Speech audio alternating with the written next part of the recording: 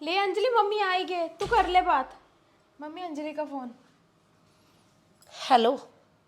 हाँ अंजलि, आज तुझे कैसे अपनी माँ की याद आ गई? मम्मी आप तो ना हमेशा बस ताने ही देते रहते हो। आपको अच्छा भला पता है कि मैं नौकरी करती हूँ, घर बाहर दोनों काम संभालती हूँ। रवि कौन सा मेरी कोई हेल्प करवाते हैं किसी काम में। और आपको देखने के लिए भाभी है तो वहां पे। और बहू के आगे ना आप ही कभी बेटी को पूछ लिया करो, कभी आप ही फोन कर लिया करो मुझे। चल ठीक है अंजलि, ये बता किस लिए फ़ोन किया है? मम्मी रवि को ना बाहर जाना है, 30 लाख रुपए लग रहे हैं। 10 लाख रुपए का तो हमने अरेंज कर लिया है, बाकी 20 लाख रुपए ना आपने देने हैं।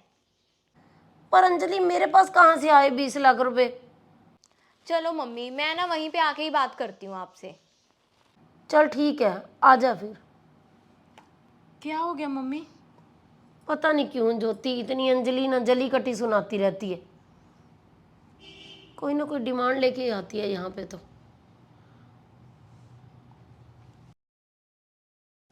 मम्मी, अरे मम्मी ये क्या बात है? आपके अकाउंट में जो पैसे हैं क्या उन पे मेरा कोई हक नहीं है? जब मैंने आपको बोल दिया ना कि 20 लाख रुपए देने पड़ेंगे तो आपको देने पड़ेंगे मम्मी। अंजलि बैंक में जो पैसे पड़े हैं ना, उनके ऊपर तो तेरे भैया भाभी का भी हक है।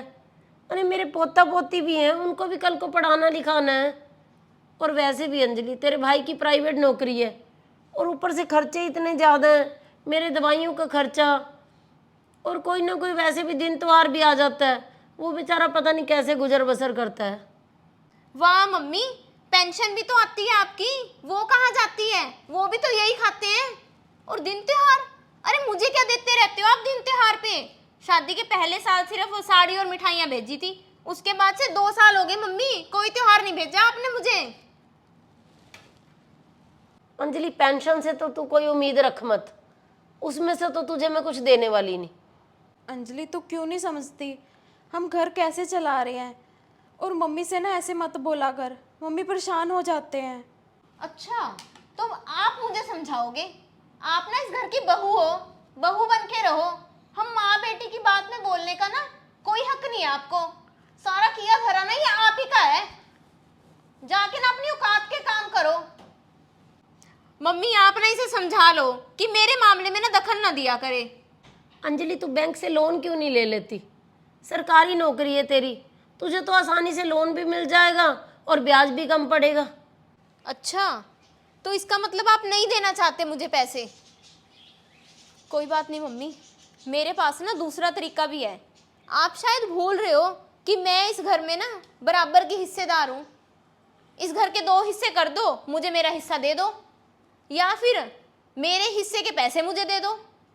अंजलि, तुझे मिल जाएगा तेरा हिस्सा। पहले ना अंजलि तू अपनी ननद के साथ अपने रिश्ते ठीक कर। वो यहीं पड़ोस में रहती है, और तूने उसके साथ क्या किया? ना तो तू कभी उसे फोन करती है, और ना ही तू उसे अपने मायके आने देती है। यहाँ तक कि तू जीजा जी से भी नहीं मिलने देती उसे तो। और राखी पे तूने उसकी सारी राखियां कूड़ेदान में फेंक दी थी। और जीजा जी को क्या बोला कि तुम्हारी बहन ने तो कोई राखी ही नहीं भेजी। अरे वो रो रो के हमें सारी कहानी सुनाती है तेरी।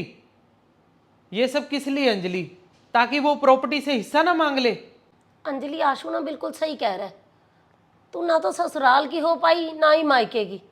ठीक है, तुझे हिस्सा चाहिए तो मैं ये मकान बेच देती हूँ, दे देती हूँ तुझे आधा हिस्सा। पर उसके बाद ना तेरा भी अपने भाई के साथ ना कोई मतलब नहीं रहेगा। यहाँ पे कभी पैर मत रखना। अंजलि मम्मी बिल्कुल सही कह रहे हैं, तू ले जा यहाँ से हिस्सा। और रवि जीजा जी को मैं फोन करके ना तेरी सारी कहानी बताता हूँ। उन्हें पता तो चले कि तू उनकी बहन के साथ कैसा सलूक करती है। और जीजा जी की बहन को हिस्सा मैं दिलवा दूंगा तेरे घर से। अंजलि तुझे तो ना अपनी बेटी कहते हुए भी मुझे शर्म आ रही है। एक तेरी भाभी है जो पराया खून है, और मेरा कितना ज़्यादा ख्याल रखती है, मुझे उसके ऊपर ना नाज है। और तुझे अपनी बेटी कहते हुए आज शर्म आ रही है मुझे। मैं जल्दी मकान बेच दूंगी और तेरा हिस्सा तुझे मिल जाएगा अंजलि। नहीं मम्मी, मुझे कुछ नहीं चाहिए। मम्मी मुझसे गलती हो गई है, मैं ऐसी गलती कभी नहीं करूँगी दोबारा। प्लीज़ मम्मी मुझे माफ़ कर दो। और मैं ना अपनी ननद से भी माफ़ी मांग लूँगी, और उनके साथ भी अपना रिश्ता अच्छा बनाऊँगी, और अपनी भाभी के साथ भी। प्लीज़ मुझे माफ़ कर दो मम्मी। Please mummy.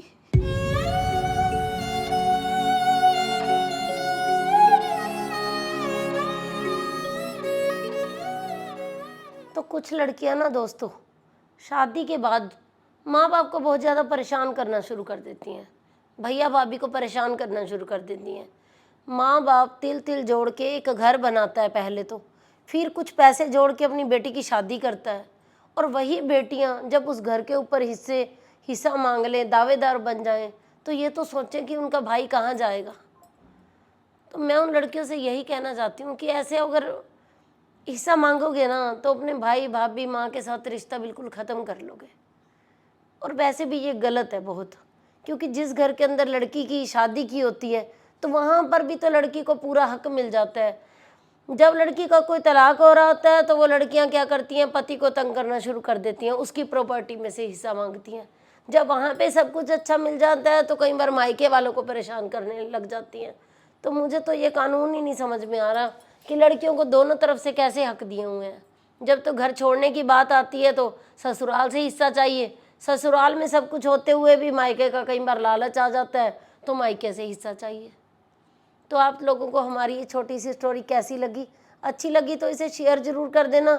और जो नए लोग हमारी स्टोरी देख रहे हैं, ऐसी ही और स्टोरी देखने के लिए Manchanda family vlog, Anjali Manchanda, mister and Mrs Manchanda और वनीता मनचंदा को फॉलो ज़रूर कर लीजिए।